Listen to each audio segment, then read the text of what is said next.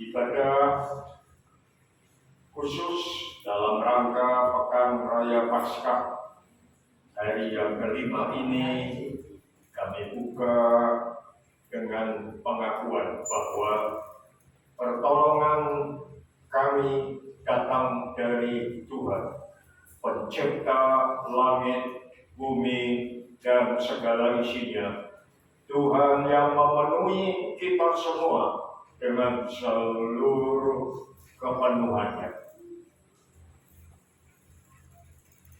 Turunlah ke atas saudara-saudara sekalian dan terimalah dengan penuh iman dan sukacita Tuhan rahmat, kasih karunia, kuasa, dan damai sejahtera dari Tuhan Yesus Kristus.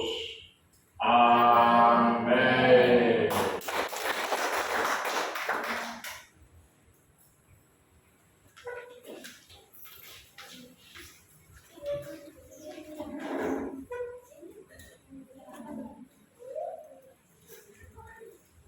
Shalom. Shalom. Bapak Ibu, pada pagi yang berbahagia ini, mari kita mau datang hampiri tahta Tuhan dengan segenap hati kita.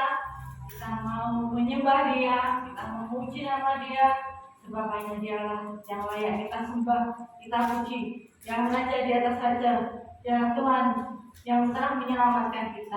Dia Yesus. Oh Yesus, Engkau adalah raja dan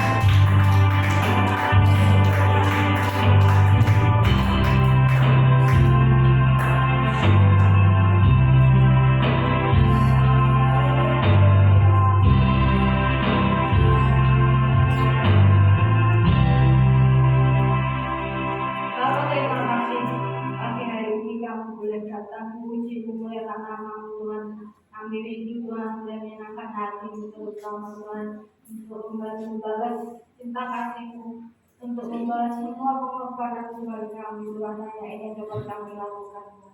Diri setiap hari kami agar kami juga layak berkenan di hadapan Tuhan dan kami boleh menjadi saksi bagi Kau di tempat kami berada Tuhan, dan kami serahkan ibadah pagi hari ini ke dalam tangan kuasa-Mu yang kudus.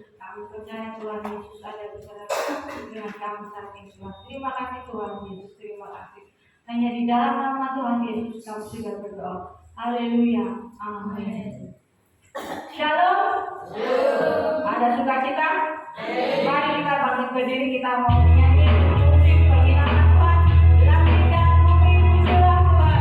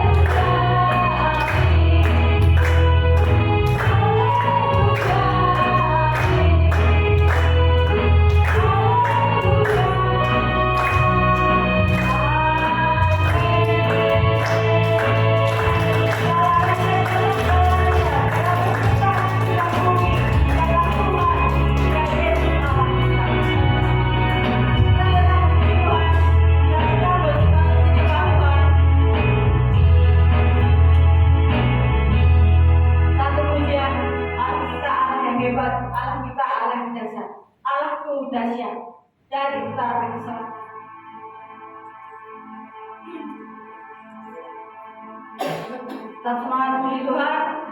Amin.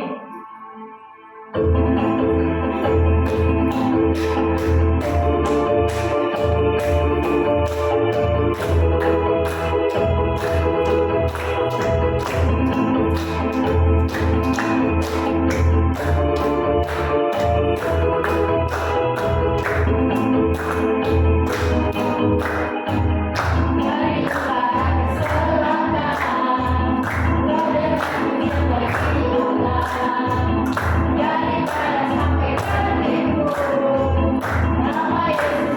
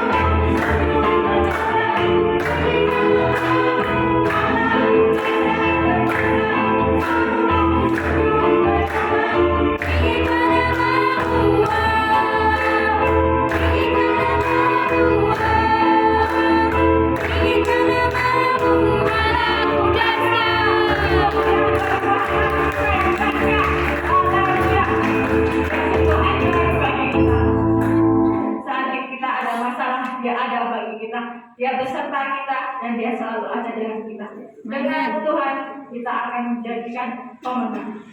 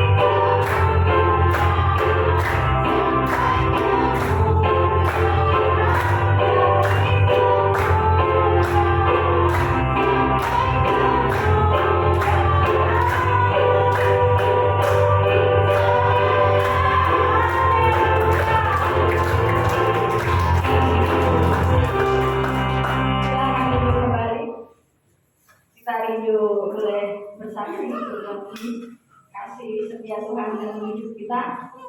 Kita akan buka ruang saksian. Sebelumnya kita persiapkan dengan satu pujian. Ada satu sobat pujian.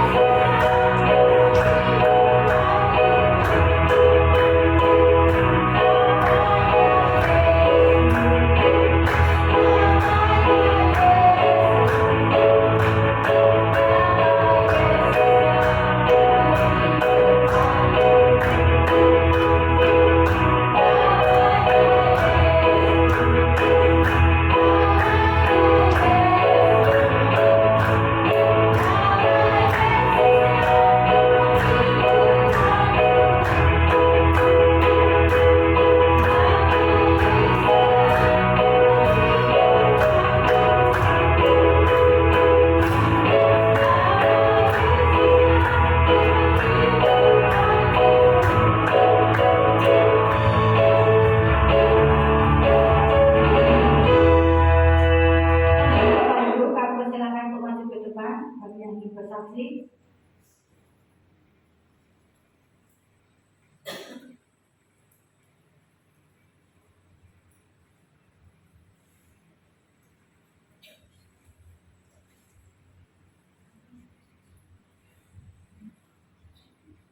Jika belum ada,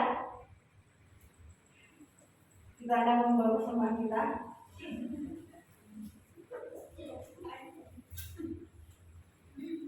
Kita akan mengucap syukur terlebih dahulu. Angkat tangan kita dari bawah. Bapak mengucap syukur untuk setiap berkat yang Tuhan boleh beri dalam hidup kita, dan kami Tuhan, kami mau beri yang terbaik yang dapat kami beri untuk kemuliaan tempat ini, untuk pekerjaan tempat ini Tuhan. Terima kasih Tuhan, hanya di dalam nama Tuhan Yesus kami sudah berdoa. Haleluya, amin. Satu pujian, sungguh ku bangga Bapak.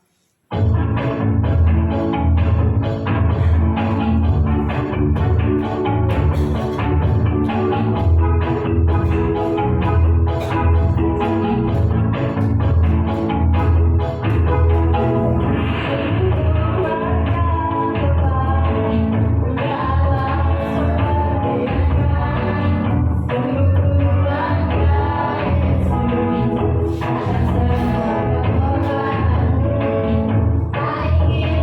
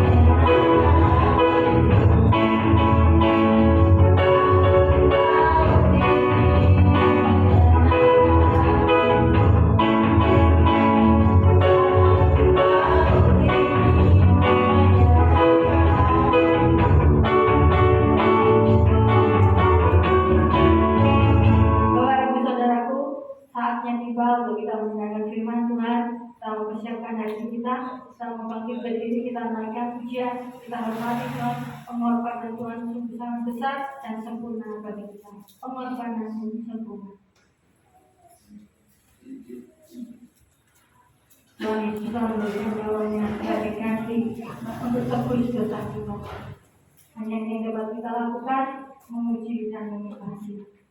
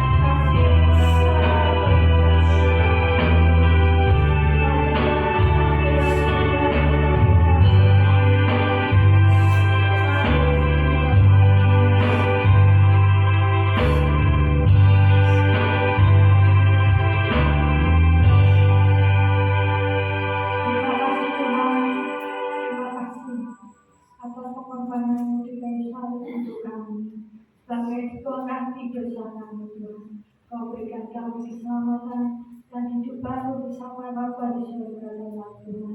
Kiranya kami bersyukur untuk setiap anugerah yang begitu besar dalam hidup kami.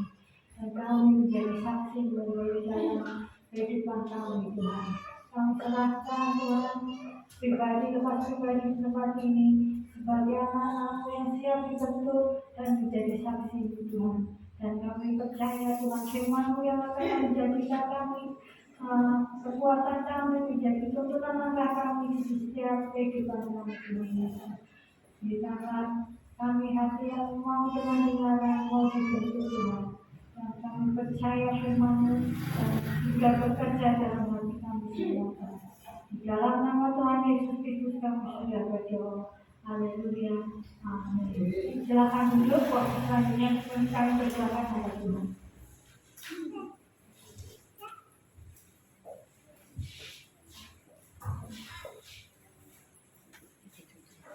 Shalom. Puji Tuhan. Hari ini libur nasional. Tetapi jemaat di seluruh dunia tidak ada yang libur. Amin. Selama 3 hari berturut-turut, hari pertama masih melanjutkan tentang pada mulanya Allah. Lalu hari kedua sampai kemarin kita sudah belajar untuk memahami dan mendalami menjadi jemaat yang hidup. Kata menjadi ternyata itu sangat dalam, ya, sangat berbobot dan sangat mulia. Kalau kita makin memahami lalu rindu menghidupi, maka kita tahu bersama bahwa itu adalah rencana Tuhan yang sangat dahsyat bagi kita orang-orang sederhana. Siapa kita ini?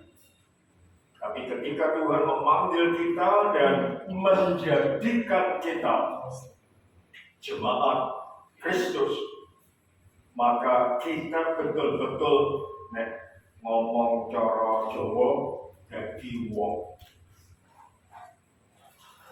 Amin. Dan kalau kita betul-betul haus untuk masuk ke dalamnya, kita pasti mengalami banyak perubahan hidup, perubahan karakter, perubahan pengaruh, dan seterusnya. Saya sudah sampaikan di renungan kemarin, ya, 4 bagian bagaimana kita bisa menghasilkan atau menikmati hidup yang berharga, karakter, dan seterusnya.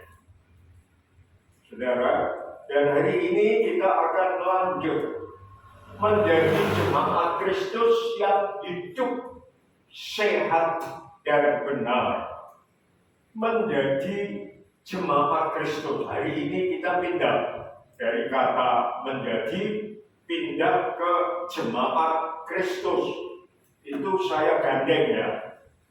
Soalnya kalau jemaat toh, ya jemaatnya siapa? Ya toh, karena semua agama kan berjemaat. Ada yang pakai istilah jemaat, ada yang pakai istilah jemaat.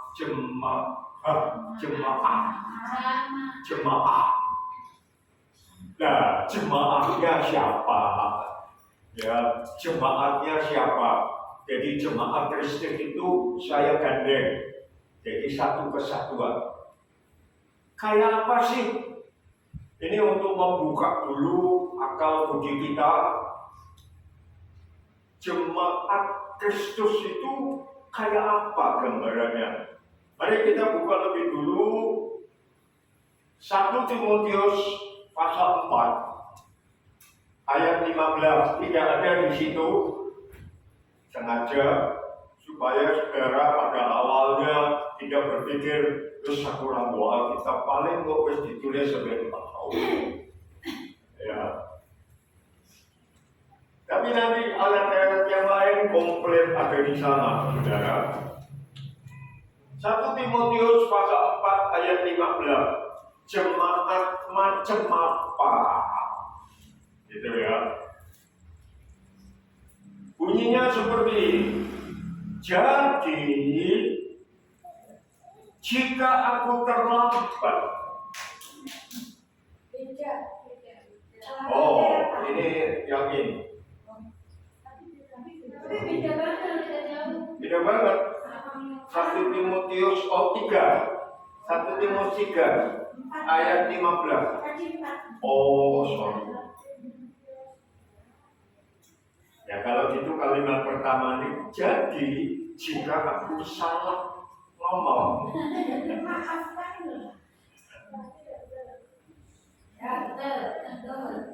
Pasal 3 ayat 15. Jadi itu berarti lanjutan dari ayat 14. Jika aku terlambat, Paulus saja zaman dulu bisa telat, saudara. Maka Paulus yang ini juga bisa telat. Makanya saya sudah berkata, soal menetapkan jadwal, waktu, dan sebagainya bukan urusanku. Ya, dulu saya terkenal sebagai maskotnya on time. Jadi seluruh dunia kalau ada pertemuan dengan saya, ojo telanjang, iki Pak Paulus yang undang. Tapi di sini saya sering sulit kadang-kadang untuk orang telat. Oke? Jadi jika aku ini terlambat, engkau sudah tahu bagaimana orang harus hidup dalam keluarga Allah. Jadi kalau saudara semakin diperlengkapi dengan firman, kalau sekali-kali hamba Tuhan saudara berhalangan atau telat, orang bingung. Karena apa? Sudah tahu. Karena sudah belajar, sudah belajar bersama. Oh, nek ini ngono, nek ngono ini. Jadi orang bingung. Keluarga Allah ini bukan nama gereja ya. Ya puji Tuhan, di Solo ada gereja yang pakai nama Alkitabiah, gereja keluarga Allah. Tapi ini betul-betul keluarga kayak kita ini. Yakni jemaat dari Allah yang hidup, tiang penopang dan dasar kebenaran. Jemaat kayak ini loh. Yang nanti kita rindukan itu jemaat Kristus yang hidup. Bukan hanya hidup. Hidup kayak loro terus, ya payah. Ya dong? Tapi menjadi apa? Penopang dan dasar kebenaran. Wow. Ya. Catat itu di depan cerminmu kalau pas, jemaat yang hidup, penopang dan tiang kebenaran. Ya, pasang di kamar mandi, kalau mandi, gebyur, jemaat yang hidup, penopang dan tiang kebenaran. Itu yang sedang kita pahami, dalami sepanjang 1 tahun ini, bahkan untuk nanti seterusnya. Amin. Nah, jemaatnya seperti itu, saudara. Lalu apa yang dilakukan oleh yang bangun jemaat, yaitu Kristus? Mari kita buka surat Efesus pasal 5 ayat 25 sampai 27. 7.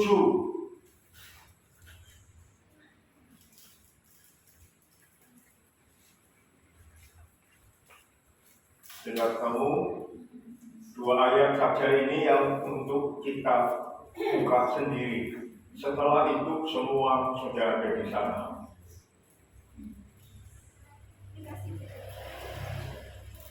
Ya, kalimat pembuka diabaikan dulu, karena ini anjuran hidup suami dan istri.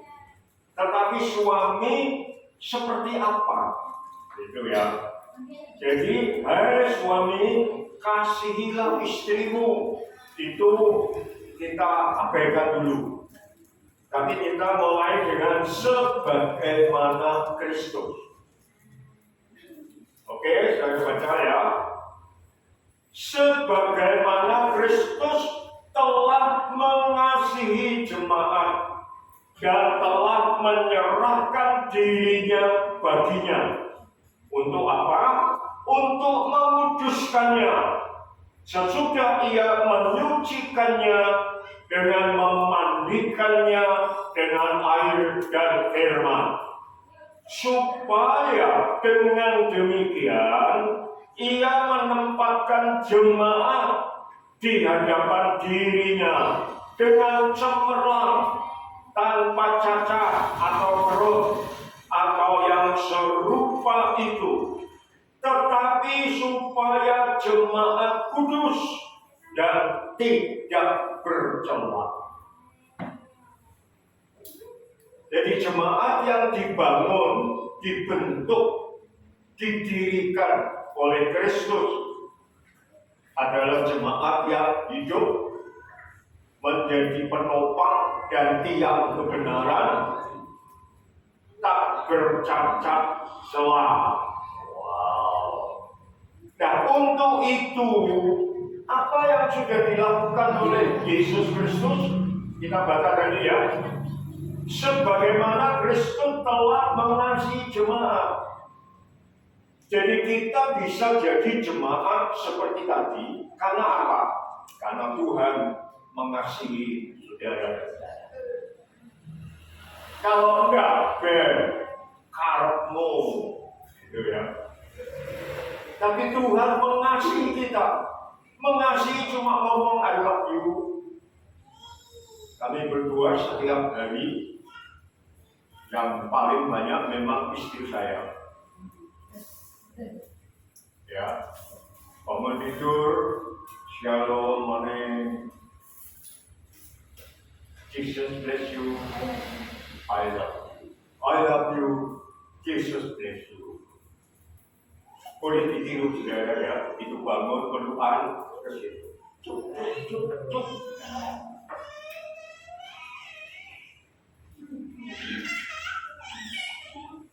Ketika mau tidur, good night, sweet dreams, I love you, Jesus bless you. Berarti sehari 2 kali bangun sama mau tidur. Nah, sepanjang antara pagi dan malam, istri saya yang paling banyak. Aku pakai I love you.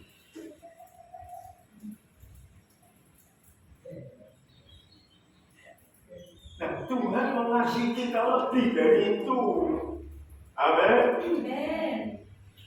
Kita bisa jadi jemaat yang hebat karena Tuhan mengasihi kita. Anak-anak, kalian bisa menjadi anak yang hebat kalau orang tua mengasihi kamu. Pasti. Tapi kamu orang di gatek, menjungkir balik kamu, saudara tidak bisa jadi orang hebat. Tapi kalau orang tua mengasihi kamu, atau punya potensi untuk hebat, kita jemaat Tuhan punya potensi, punya kemampuan untuk jadi jemaat yang hidup, penopang tiang, penopang kebenaran. Amin. cuma itu, enggak. Saudara, telah menyerahkan dirinya. Jadi pekan raya Paskah ini kita tidak step by step, Rabu Abu, Kamis Putih, Rabu Abu, Kamis Putih, apalagi nanti kita akan melihat ini nanti supremasi Kristus, anak Allah yang hidup. Itu cakup semuanya. Tetapi kita lebih dulu ngintip jemaat yang hidup itu kaya apa toh? Ini pintu gerbangnya. Oh, gitu ya. Berarti Tuhan mau menjadikan aku kaya ngono. Wow. Oke. Sekarang kita masuk supremasi Kristus, anak Allah yang hidup. Kenapa kita bisa jadi jemaat yang kayak tadi? Siapa dulu dong yang membangun, gitu ya? Kalau anak-anak jadi hebat, orang tuanya hebat. Ketika dilihat orang, wih kamu kok iso jadi anak kayak ngono ya? Kita jawab, siapa dulu dong mamaku? Siapa dulu dong mamaku? Siapa dulu yang Bang Kakong dulu? Ya, Bang Kakong.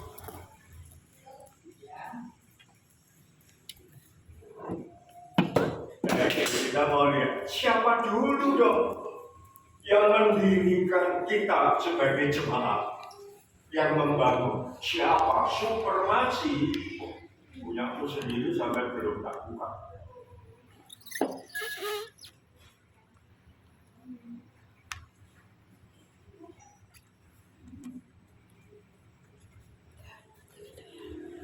Supremasi itu artinya posisi kekuasaan paling tinggi. Itu supremasi. Gak ada yang bisa menandingi. Mau lebih tinggi dari saat ini kekuasaan atau posisi dari seseorang atau sesuatu yang paling tinggi. Yang bangun jemaat Yesus Kristus itu posisi dan kekuasaannya paling tinggi. Lebih tinggi dari semua pemerintahan, kekuasaan. Ya, lebih tinggi dari semua yang ada. Itu supremasi, hebat, bisa diandalkan. Supremasi itu artinya juga paling unggul, paling pinter, paling berbobot. Dan ada yang bisa nanding. Itu yang mendirikan jemaat kita. Ini kekuasaan, posisi paling tinggi. Lalu yang kedua, paling unggul, bibit unggul kita. Karena apa? Yang membangun, mendirikan kita, Tuhan yang paling unggul. Tidak ada nama lain yang bisa nandingi dia. Tidak ada hasil ciptaan yang bisa nandingi dia. Supremasi. Terus, hukum tertinggi di atas hukum lain. Kita punya hukum alam, saudara ya. Tetapi hukum dari Tuhan kita, Yesus Kristus, itu melampaui hukum alam. Sehingga bisa mengadakan mukjizat. Contoh, ketika orang Israel keluar dari Mesir, lalu dihalangi oleh lautan, dikejar oleh Raja Mesir dengan tentara berkereta kudanya. Mereka terjerit-jerit. Musa juga, waduh ini. Tapi Tuhan ngomong, tongkatmu arahkan ke laut. Turut. Musa tidak berpikir, oh iso Mau diwatak ini no, orang apa. Dia nurut. Tongkatnya diangkat. Ke arah laut. Saudara tahu hukum alam itu laut ngalir dari yang tinggi ke rendah. Ya kan? Tapi kalau mau dibendung bisa. Tapi begitu dibendung, yang di sini beludak, yang ini tek. Ya tahu ya. Yang dari atas kena temboknya boleh biur gitu. Tapi yang di sini tek. Tetapi saudara ingat, air laut itu terbelah dua, yang satu ke sana, yang satu ke sini, dan masih terus begini. Saya sebetulnya sudah ngopi itu di video lain kali ya. Terus orang Israel jalan di tengah kekeringan. Itu hukum alam bisa nggak? Ya bisa. No. Tapi Tuhan adalah hukum tertinggi di atas hukum lain. Berarti hukum alam bisa ditaklukkan kepadanya. Lazarus mati sudah 4 hari, hukum alam sudah bau. Tapi ketika Tuhan Yesus datang, memang sengaja telat. Ya, dia bisa ambil Lazarus keluar. Orang-orang oposisi. Nah, keluarnya pilihan. Oh gini ya. Keluar itu hidup. Anak seorang tentara perwira sakit keras dan mati. Orang-orang pada nangis. Tuhan berkata, jangan gelisah, anakmu tidur saja. Orang-orang ketawa, mati tunggu.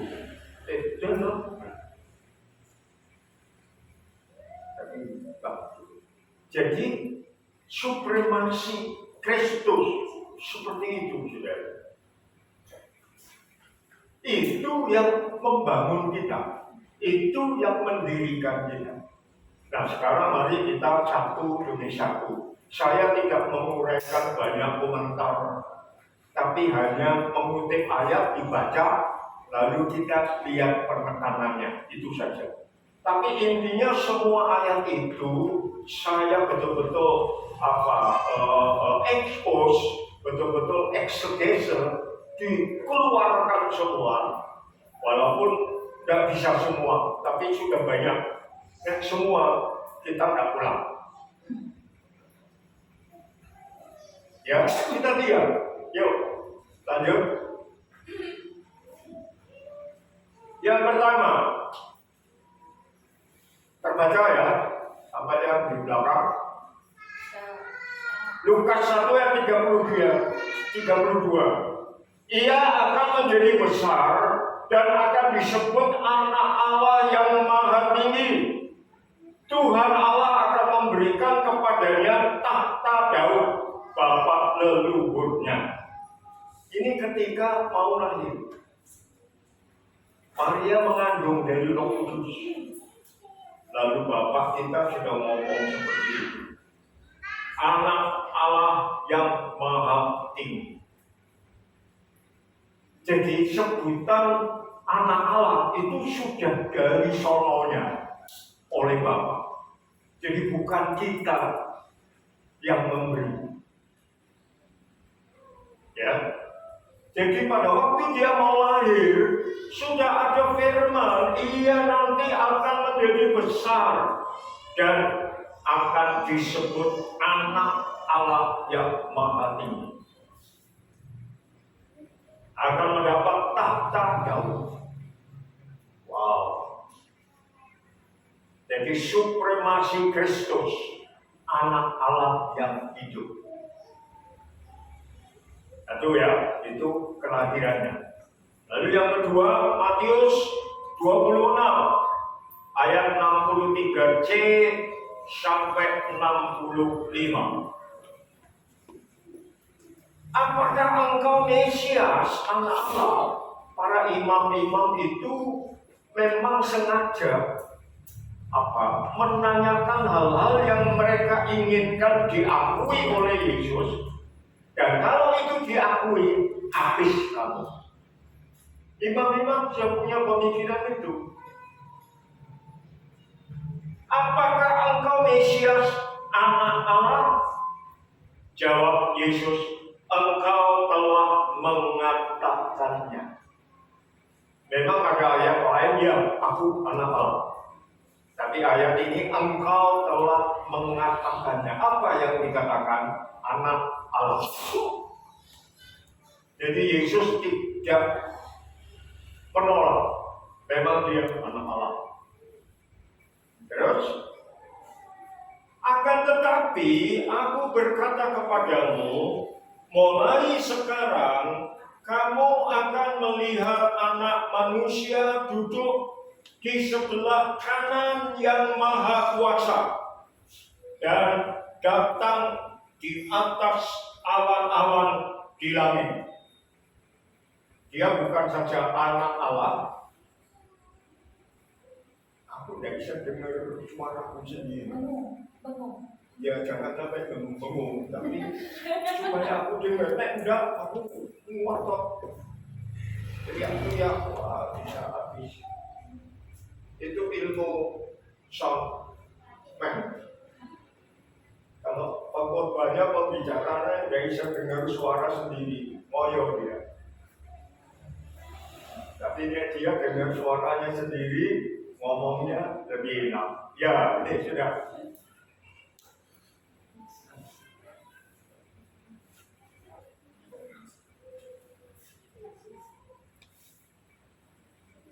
Ulangi ya. Akan tetapi aku berkata kepadamu, mulai sekarang kamu akan melihat Anak Manusia duduk di sebelah kanan Yang Maha Kuasa dan datang di atas awan-awan di langit. Lalu imam besar mengoyakkan pakaiannya dan berkata, ia menghujat Allah. Untuk apa kita perlu saksi lagi? Sekarang telah kamu dengar hujatnya. Bagaimana pendapat kamu? Mereka menjawab dan berkata, ia harus mati. Kenapa Yesus mati? Bukan karena kehabisan darah. Di dalam renungan saya sudah menyampaikan bahwa Yesus mati itu karena menyerahkan nyawanya.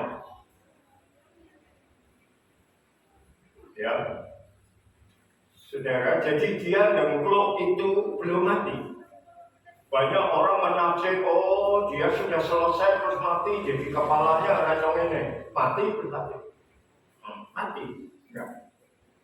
Pada waktu dia dengklok, itu penyerahan nyawanya. Ke dalam tanganmu aku menyerahkan nyawa. Lalu sesudah itu ayat mengatakan, maka ia menghembuskan nafasnya yang terakhir.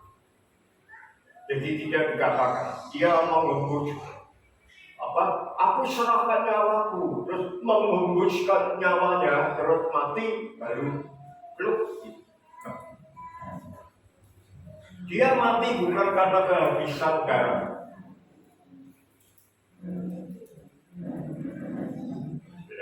Memang darahnya habis, tetapi dia mati karena menyerahkan nyawanya. Jelas ya? Jadi di sini kita melihat ia harus dihukum mati. Dia dihukum mati karena dia anak Allah. Itu menghujat. Kalau pakai bahasa asing, musyrik. Ada banyak orang bisa mengakui Yesus sebagai nabi, sebagai rasul, apalagi sebagai guru, rabi. Rabi itu guru ya, rabi bukan karet ya. Tapi tidak mengaku Yesus sebagai anak Allah. Jadi dia mati karena dia ngaku memang benar anak Allah. Dianggap menghujat. Lalu atas dasar itu ia harus dihukum mati. Lanjut. Supremasi Kristus anak Allah. Matius 16 ayat 16, 17, 18, dan 19. Ini kunci kita. Jawab Simon Petrus, engkau adalah Mesias, anak Allah yang hidup. Kata Yesus kepadanya, berbahagialah engkau Simon, anak Yunus, sebab bukan manusia yang menyatakan itu kepadamu, melainkan Bapa-Ku yang di surga. Aku pun berkata kepadamu, engkau adalah Petrus, dan di atas batu karang ini. Batu karang itu adalah pengakuan Yesus sebagai Mesias, anak Allah yang hidup. Aku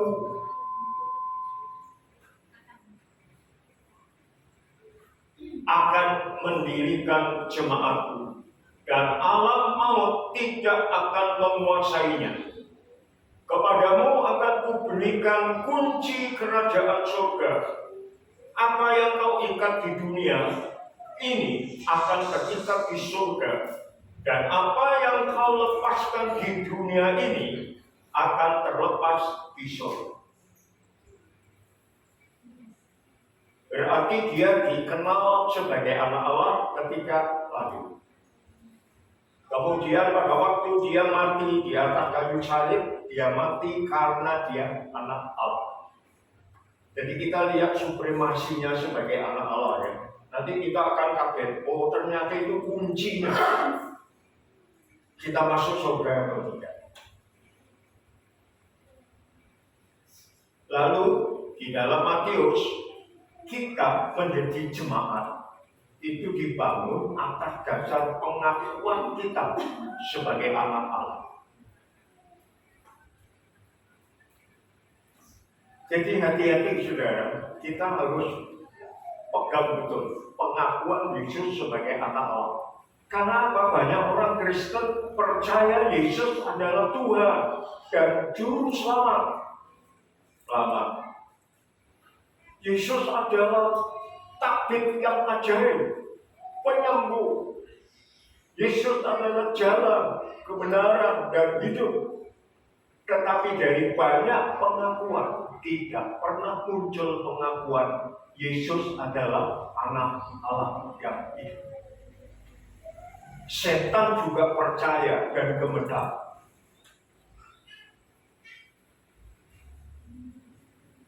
Bahkan setan mengakui engkau adalah anak Allah yang hidup, tapi dia melawan.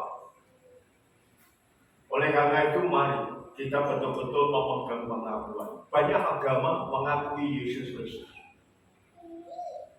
Tadi saya sebut ya sebagai juru selamat orang Kristen, sebagai nabi, sebagai rasul, apalagi. Tapi tidak pernah mengakui Yesus anak Allah. Kok iso Yesus Allah kok bisa jadi manusia, jadi anak rasul, musik, menghujat gitu. Dan nanti saudara ingat perumpamaan ya, yang ketika Tuhan datang atau nganten datang lalu ada yang masuk, ditutup dan dibuka. Berkata-kata, Tuhan, bukankah dengan nama-Mu aku sudah melakukan mujizat dan sebagainya. Tetapi dari dalam keluar suara, pergilah engkau, aku tidak mengenal engkau. Kenapa? Karena orang-orang ini mengaku Yesus Tuhan, mengaku Yesus Juru Selamat, mengaku melakukan mujizat dalam namanya, tetapi dari mulutnya tidak pernah muncul pengakuan aku mengaku Yesus adalah anak Allah yang hidup. Nanti kita akan lihat di penutup. Itu syaratnya. Nanti kita diterima atau tidak. Ya. Jadi kita dibangun karena pengakuan Yesus anak Allah yang hidup. Lanjut. Masih supremasi Kristus, banyak banget. Roma 1 ayat 4. Dan menurut Roh Kekudusan dinyatakan oleh kebangkitannya dari antara orang mati bahwa ia adalah anak Allah yang berkuasa, Yesus Kristus Tuhan kita. Lahir sebut anak Allah, mati karena dia anak Allah, bangkit karena dia anak Allah. Wow. Dinyatakan oleh kebangkitannya dari antara orang mati bahwa dia adalah anak Allah yang berkuasa. Siapa? Yesus Kristus Tuhan kita. Supremasinya seperti itu, keunggulannya seperti itu. Tidak ada tandingan. Pelajari sejarah semua kepercayaan di dunia ini. Tidak ada seperti itu. Markus 1 ayat 1. Inilah permulaan Injil tentang Yesus Kristus. Siapa? Anak Allah. Wow. Saya yakin saudara sudah baca ayat ini bolak-balik. Tapi tidak menyadari ya koma belakangnya itu anak Allah. Jadi Injil yang kita baca, yang kita miliki, Injil Yesus Kristus, anak Allah.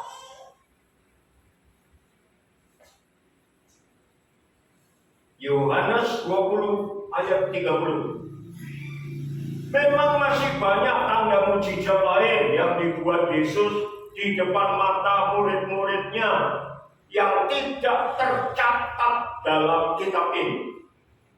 Tetapi hal-hal ini telah dicatat supaya kamu percaya bahwa Yesuslah Mesias, anak Allah, dan supaya karena percaya kamu memperoleh hidup dalam nama. Percaya Yesus sebagai Tuhan, juru selamat, oke. Tapi jangan lupa pengakuan yang satu ini pernah terucap, pernah dipahami anak Allah. Dan itu yang tidak bisa diterima oleh orang banyak yang percaya adanya Tuhan. Apapun Yesus, tapi tidak akan pernah diterima dia sebagai anak Allah. Saudara, bedanya di sini. Kita percaya Yesus Tuhan, mereka percaya Yesus Tuhan. Bukan. Nabi, Rasul, mereka percaya Yesus mati dan bangkit. Tidak. Bahkan ada teori yang berkata yang mati itu penggantinya. Alasannya apa? Ketika Ishak diminta dikorbankan di atas gunung Moria, Abraham nurut. Tapi Tuhan mengganti dengan domba. Dengan dasar itu mereka berkata Yesus juga seperti itu. Sudah diadili, dihukum mati, tapi diganti. Mosok Ishak aja diganti, orang direlakan mati, diganti domba. Ishak kan pulang hidup, orang mati. Padahal Abraham percaya kalau dia mengorbankan Ishak, Tuhan bisa membangkitkan anaknya yang mati turun. Saudara, Ini harus kita pegang pada pekan raya Paskah ini. Yesus anak Allah yang hidup. Supremasinya luar biasa. Tidak ada yang menandingi.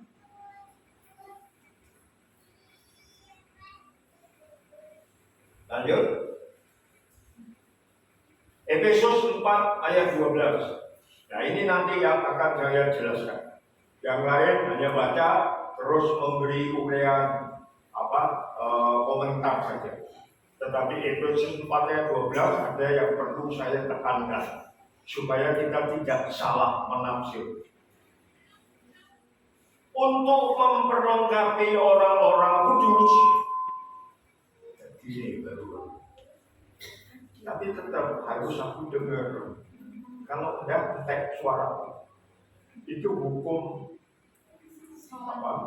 soundman. Yang sini ngomong.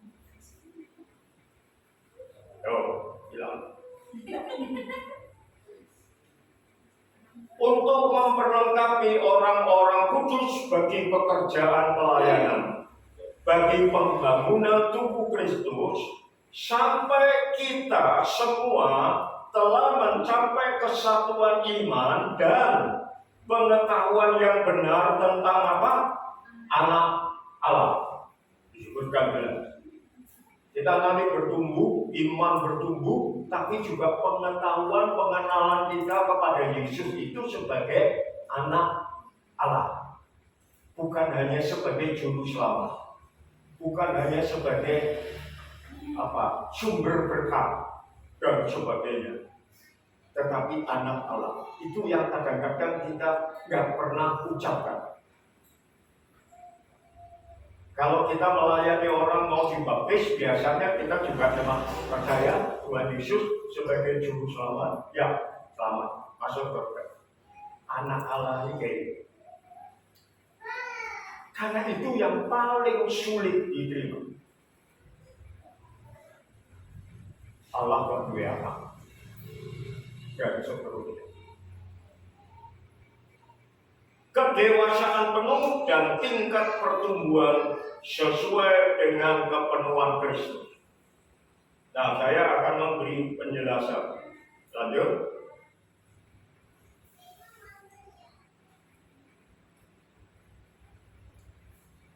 Ayat 13 itu ya. Sampai kita semua telah mencapai kesatuan iman dan pengetahuan yang benar tentang anak Allah. Penjelasannya bukan kesatuan iman strip dan pengetahuan yang benar tentang anak Allah. Maksudnya gini saudara, yang pakai garis kuning itu satu kalimat, walaupun ada dannya. Kesatuan iman dan pengetahuan yang benar tentang anak Allah itu satu kalimat, nyambung. Tidak dibaca seperti yang di bawah. Kesatuan iman, dan pengetahuan yang benar. Jadi seolah-olah kesatuan iman di sini terus terpisah, pengetahuan yang benar tentang anak Allah di sini. Masing-masing sendiri. Terpisah dengan kata dan. Tetapi ini jadi satu.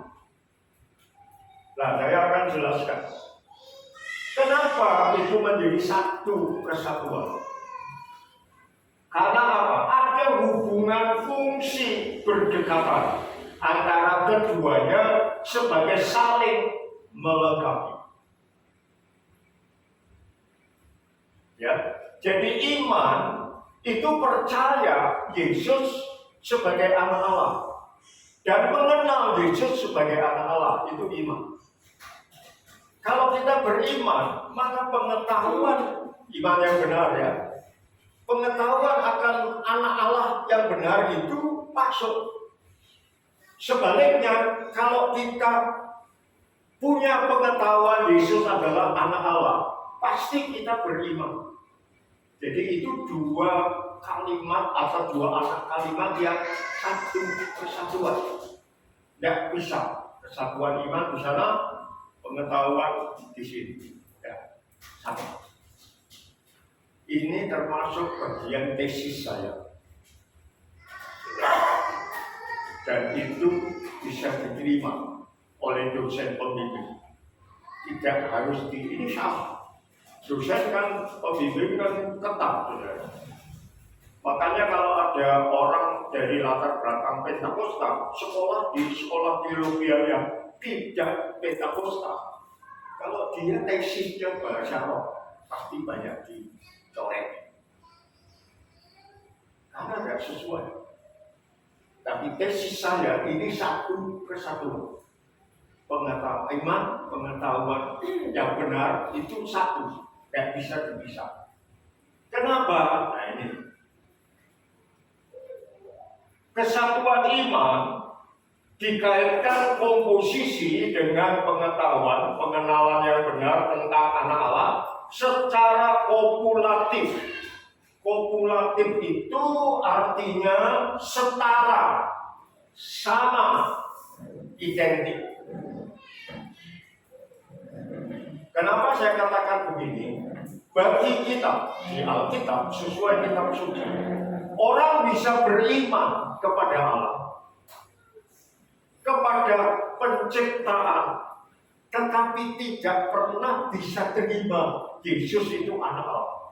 Iman percaya Tuhan ada, percaya Yesus itu Nabi, percaya Yesus itu Rasul, tetapi tidak pernah mengenalnya sebagai anak Allah. Kata, pergilah engkau, aku tidak mengenal engkau. Karena apa? Kita tidak mau kenal dia sebagai anak Allah. Maka Yesus juga tidak pernah kenal kita sebagai anak-anak Allah. Ditolak. Dan nanti kita di sana kecewa. Tuhan, bukankah atas namamu aku sudah melakukan mujizat? Pergi engkau, aku tidak kenal. Karena apa? Tidak pernah mengakui Yesus sebagai anak Allah. Jadi orang yang beriman belum tentu punya pengenalan anak Allah. Ada banyak yang beriman kepada Tuhan, A, B, C, D, gini. Tapi ketika sampai kepada Yesus anak Allah, no, itu menghujat, itu musyrik, itu sesat. Tapi beriman ada Allah. Nah ini saudara bisa lihat kesatuan. Ini satu. Kalau beriman tidak kepada anak Allah, jadi setara, sama, identik. Iman dengan pengetahuan yang benar tentang anak Allah itu setara, identik. Terus, dan kumulatif. Kumulatif itu berakumulasi. Yang sudah sering berobat tahu ya penyakit. Itu kalau saudara punya asam urat, misalnya asam urat saudara 6. Lalu satu kali saudara kepingin makan emping, ya dong, saking pinginnya, terus orang berkata, tidak apa-apa, lo kepingin kan setahun dan 10 kali, sudahlah makan sedikit. Lalu kita juga mikir, iya ya, rokok ya masih 6 asam uratnya, terus kita ngemping, orang ngempong ya. Tapi ngemping. Dan saudara kaget, asam uratnya bukan naik 7, naiknya 12. Kaget tuh, kok iso? Aku cuma pengen loh. Nah itu akumulasi.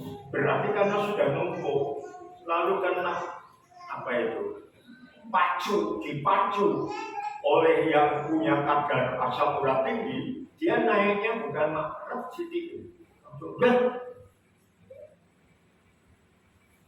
Nah, iman dengan pengenalan akan anak Allah itu seperti begitu, berakumulasi.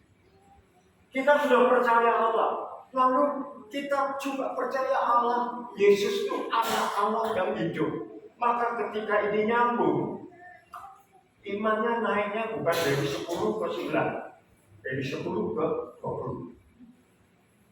Pengetahuan Yesus anak Allah, karena kita beriman, maka ini juga naik, tidak 10 ke 11, tapi pengenalan kepada anak Allahnya naik 30.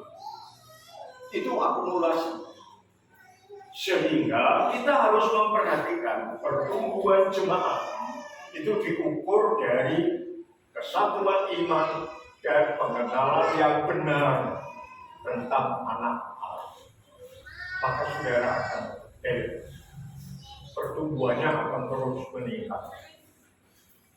Berakumulasi, meningkat berturut-turut dari waktu ke waktu, kelipatan semakin besar atau menunggu. Sehingga saudara jangan kaget ada orang Kristen yang sudah 10 tahun jadi Kristen. Lalu ada orang Kristen yang baru baptis 1 tahun kemarin. Usianya 1 tahun Kristen. Ini 10 tahun. Tetapi dalam pertumbuhan ini naiknya sedikit. Yang ini langsung. Pernah lihat begitu? Ya. Kenapa? Karena ini rahasianya. Antara iman dan pengenalan Yesus sebagai anak Allah itu nyambung, identik, sama, setara. Sehingga naiknya tidak sedikit, tetapi akumulasi iman, pengenalan kepada anak Allahnya bertumbuh, maka imannya naik. Iman sudah naik, lalu mempengaruhi pengenalan akan anak Allah, dia naik. Sehingga Kristen yang 1 tahun itu kerohaniannya meningkat melebihi Kristen yang 10 tahun. Bedanya di sini. Jelas ya? Hati-hati. Karena pengetahuan yang salah justru membuat sombong. Contoh, ayo kita buka 1 Korintus pasal 8.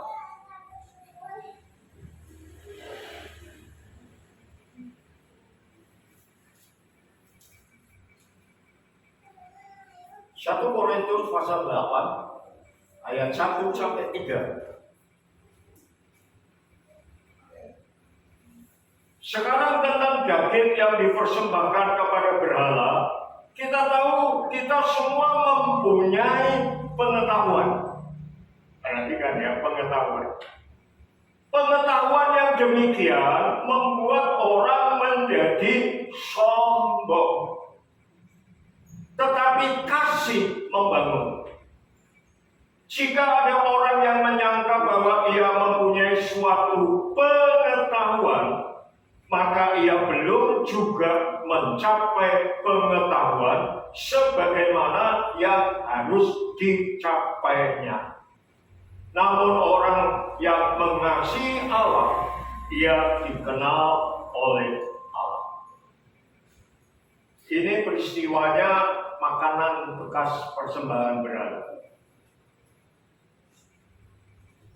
Saudara, dulu saya sama sekali tidak pernah makan. Karena dalam hati saya, kalau kita makan makanan bekas dipersembahkan berhala, maka roh berhala itu masuk. Sehingga saya sangat takut makan.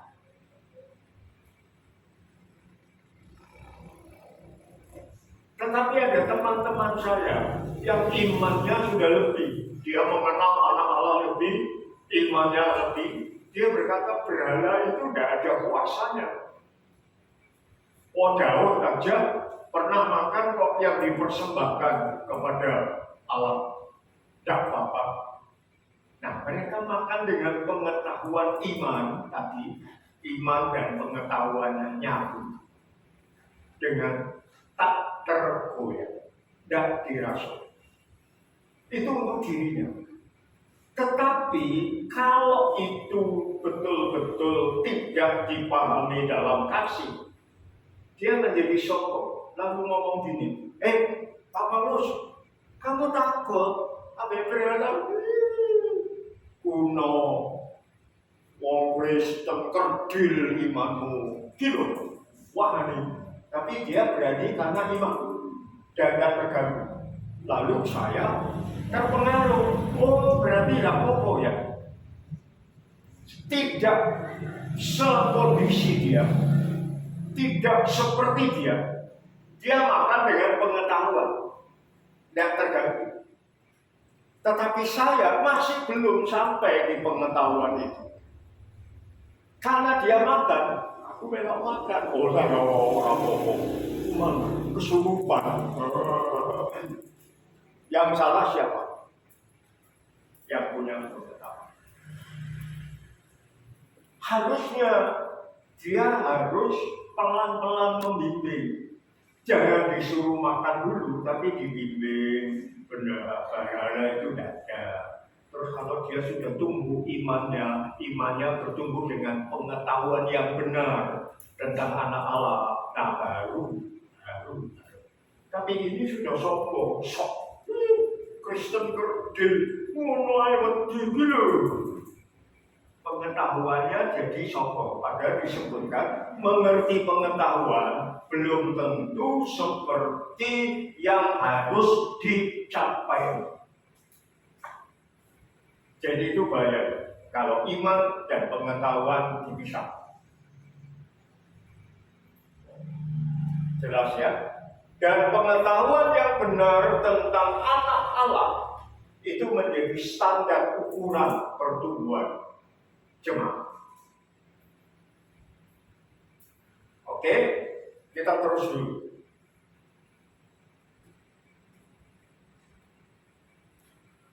Ayat yang lain ini lebih menekankan. 1 Yohanes 3 ayat 8. Siapa yang tetap berbuat dosa berasal dari iblis. Sebab sejak semula iblis terus-menerus berbuat dosa. Untuk inilah anak Allah menyatakan dirinya, yaitu supaya ia membinasakan perbuatan-perbuatan iblis. Di dalam Alkitab, saudara, saya tidak bisa ngutip. Sebetulnya itu termasuk. Nanti pelan-pelan, kita kan punya waktu panjang. Maksudnya tidak ada hari. Saudara ingat di Alkitab, ada orang-orang yang dirasuk setan, menyiksa dirinya dan sebagainya. Lalu Yesus lewat. Orang ini ngomong, apa hubungannya Yesus kamu dengan aku? Belum waktunya. Jadi dia takut kepada Yesus sebagai anak Allah. Lalu sampai ada yang memohon, tolong ya, aku jangan karena belum waktunya. Yesus datang sebagai anak Allah. Untuk apa? Untuk membinasakan perbuatan ini. Sehingga saudara lihat itu kalau baca Alkitab saudara, banyak kali orang-orang yang dirasuk setan ketemu Yesus seperti ini, ketakutan. Jangan ganggu aku sih ya. Engkau memang anak Allah, tapi jangan ganggu aku. Nah, saudara, kalau percaya pengetahuan yang benar tentang anak Allah itu menyatu dengan hidup kita, maka kita bisa nanti iblis. Karena iblis paling takut Yesus sebagai anak Allah. Jelas ya? 2 Yohanes pasal 1 ayat 9. Setiap orang yang melangkah terlalu jauh dan tidak tinggal di dalam ajaran Kristus, ia tidak memiliki Allah. Siapa yang tinggal di dalam ajaran itu, ia memiliki Bapa maupun Anak. Saudara, kadang-kadang saya kaget kalau ada pendeta yang besar dulu jadi panutan saya, tiba-tiba pengajarannya beda. Ada yang mengaku Tritunggal itu sulit diterima, lalu mengajar dari Bapa itu keluar Yesus, atau dari Bapa itu mengutus Yesus, lalu mengatakan Yesus itu tidak sehakikat, tidak sederajat dengan Bapa. Bahkan ada yang berkata Yesus itu bukan Allah.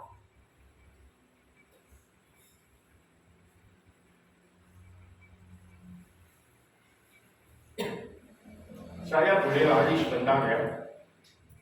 Bukan mau pipis, bukan mau apa.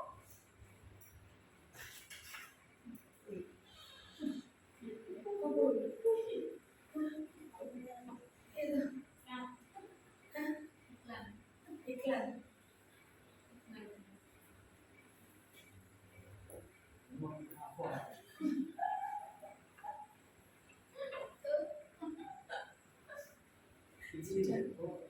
Sudah.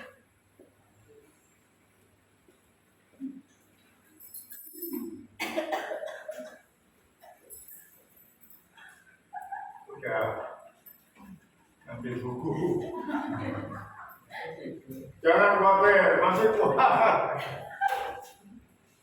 Saya beli buku ini dengan harapan yang tebel, saudara. The Only True God. Sebuah kajian monoteisme Alkitab yang tebel. Ditulis seorang Chinese, Eric H. Chang. Lalu saya baca, ternyata saudara tahu di buku ini, karena dia berpegang pada monoteisme yang ketat, dia lalu berkata, Tuhan kita tidak Tritunggal. Betul-betul satu, Yesus itu bukan anak Allah.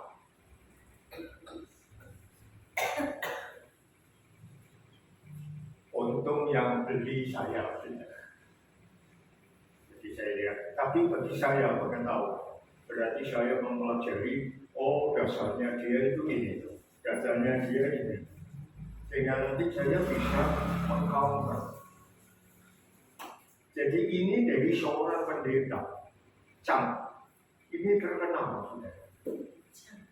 Dan dia salah satu tokoh.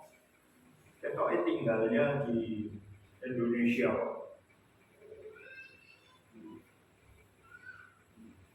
Tapi lulusan Inggris. Orang Cina. Tinggal di Cina.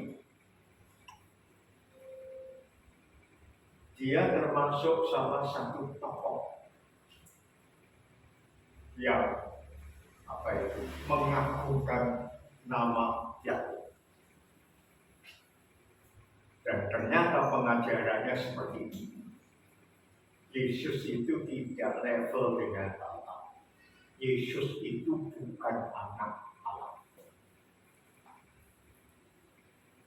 Kalau ini kena di sini, pasti aku tidak mengenal. Karena apa? Nanti kita baca ayat-ayat tertentu. Oke?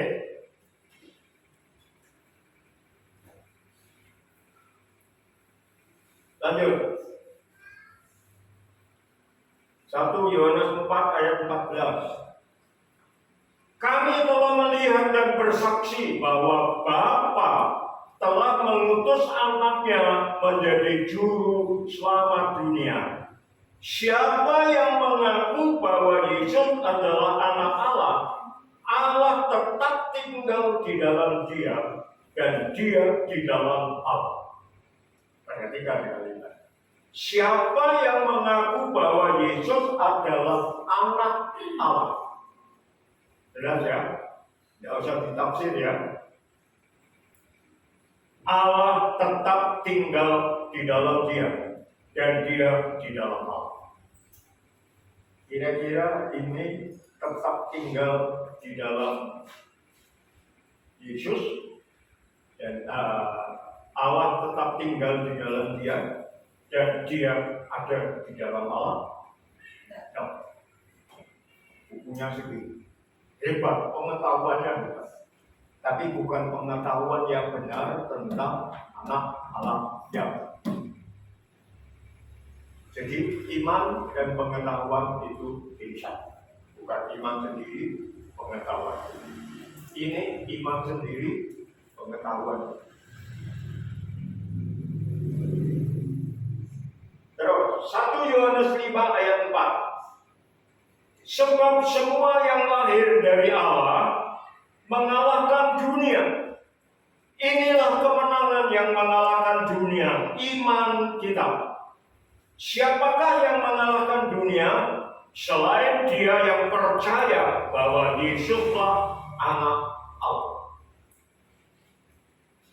Yang mengalahkan dunia siapa? Iman. Iman yang bagaimana? Iman yang percaya bahwa Yesuslah anak Allah. Iman, pengetahuan, mengenal. Iman yang percaya mengenal Yesus anak Allah. Ini yang mengalahkan dunia. Dong?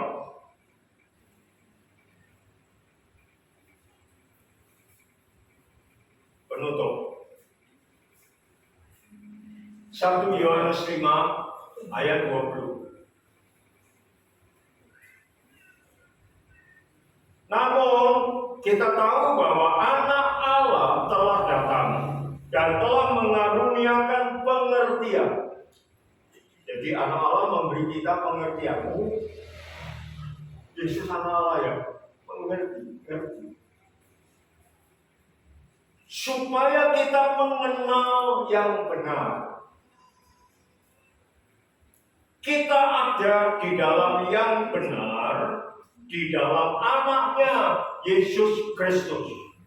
Dialah Allah yang benar dan hidup yang tetap.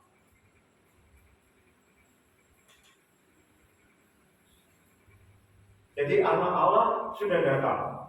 Lalu anak Allah inilah yang membuka pengertian kita.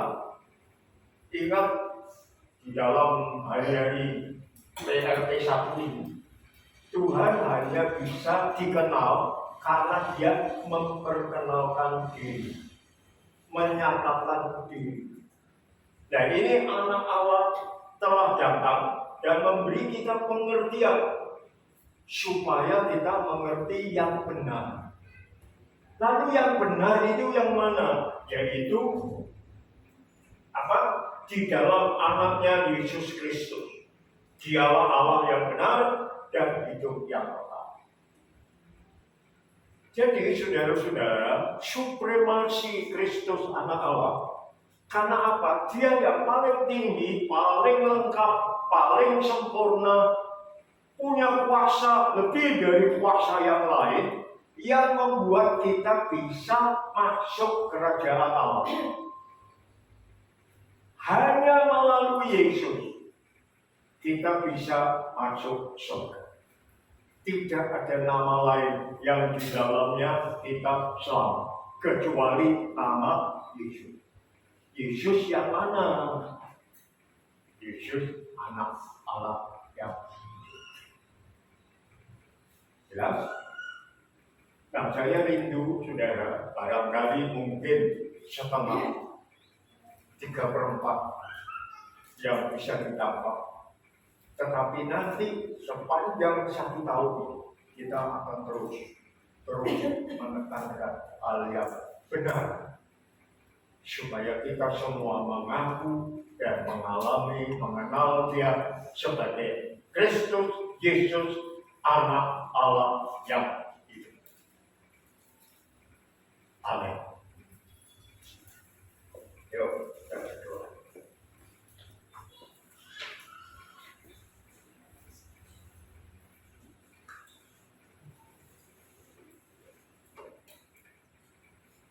Bapa,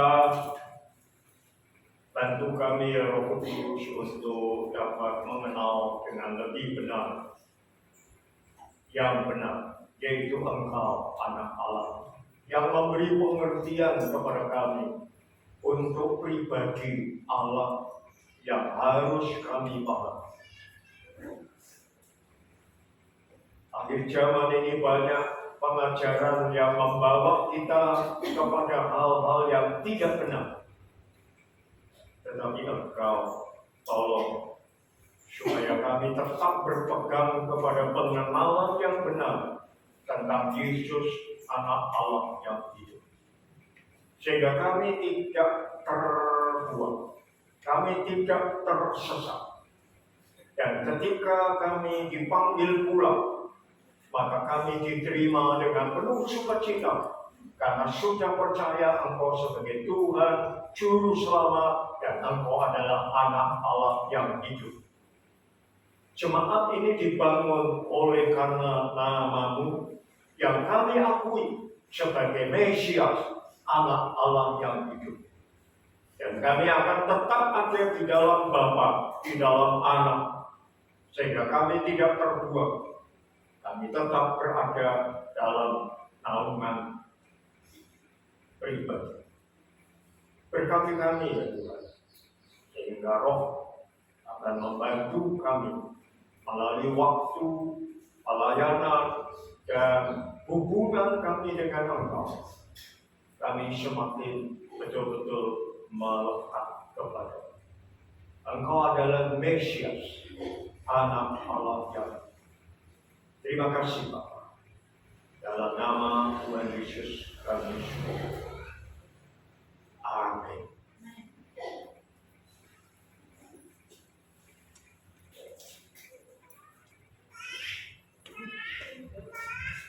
Baik, puji Tuhan, Bapak Ibu Saudara, kita sudah diberkati oleh firman Tuhan. Amin.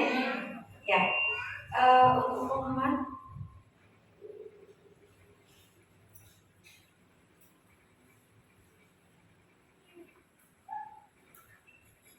ya, ibadah besok masih ada raya Paskah hari yang ke-6 jam 6 sore di tempat ini. Ya, besok kita akan dilayani dari Surabaya dan kita akan bersama-sama bersukacita dalam pekan raya Paskah hari ke-6. Untuk hari ini Bapak Ibu Saudara, nanti sore yang akan ke Klaten, kita akan berangkat bersama-sama untuk di tempat ini jam 4 sore dan kita akan berdoa bersama dan berangkat bersama ke Klaten. Baik yang naik kereta, naik mobil, tetap berdoa bersama di tempat ini. Ya, naik pesawat daratnya bingung. Lalu Bapak Ibu Saudara kasih dalam Tuhan, untuk kendaraan mobil jelas tidak cukup kalau satu mobil. Ini perlu nanti dibahas. Kalau Pak Arya Yusak tidak bisa, berarti kita harus cari alternatif. Ya, oke. Jadi nanti selesai ibadah dibicarakan. Setelah ibadah kita ada perjamuan kasih, kita akan menikmati makan bersama.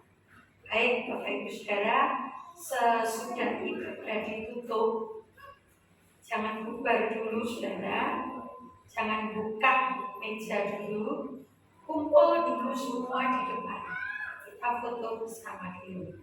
Baru sesudah itu kita berdoa untuk berkat makan bersama. Oke, itu saja. Mari kita berdiri, kita akan tutup dalam doa.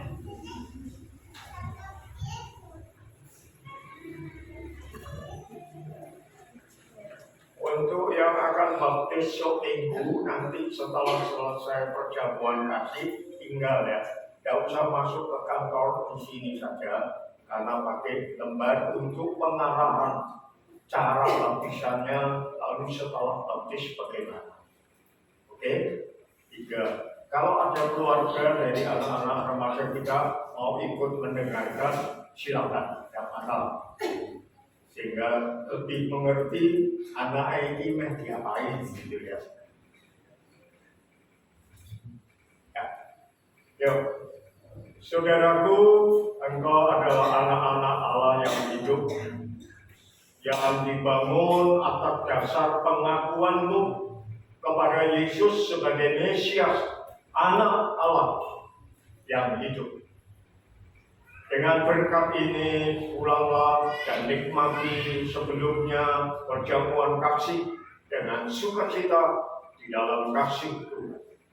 Terimalah kasih karunia dan damai sejahtera dari Tuhan Yesus Kristus, kasih sayang dari Bapa yang di sorga, serta persekutuan Roh Kudus menyertai saudara sampai selama-lamanya. Amin.